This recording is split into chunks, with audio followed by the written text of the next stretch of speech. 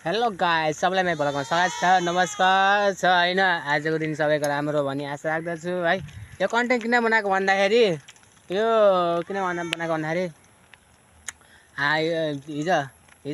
भर्खर मैले एउटा 3 वर्षको नाबालिका पनि गर नाबालिका 3 वर्षको कलिलो उमेरमा आफ्नो ज्यान गुमाउन बाध्य भएकी गरिमा चौधरीको लागि बनाएको हैन।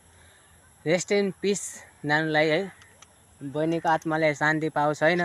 यो जसले पनि गरौँ नि, यो नेपालमा के हो यस्तो या छ्या, कस्तो कस्तो घटना सुन्न पाइने कि कस्तो कहिले 21 वर्षकोलाई रेप गरेको मानिस, कहिले 18, कहिले 13, कहिले 14, कहिले 15, भएन भने 3 वर्षको नाबालिकालाई नि रेप गर्दैछ के।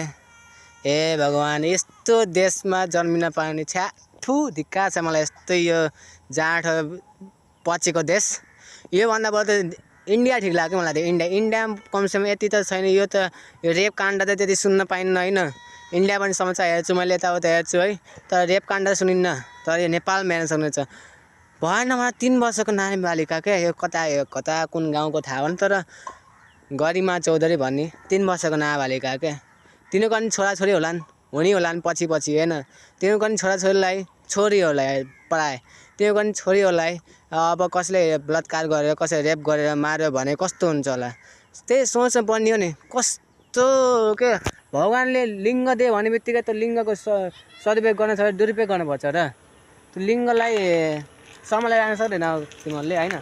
अनि फेरि अर्को के भन्छु भन्दाखेरि, रेस्ट एन्ड पिस है बहिनी है। तिम्रो न्याय मतलब तिम्रो यो जुन मृत्यु गरिदियो नि, तिम्रो सरी मतलब त्यस्तो गरेर मारिदियो नि, त्यो तिनीहरूलाई कडाभन्दा कडा कानुनले हुन्छ कि भगवान्ले हुन्छ, जसले पनि हुन्छ, कडाभन्दा कडा सजाय दिनुला भन्ने आशा राख्दछु हैन।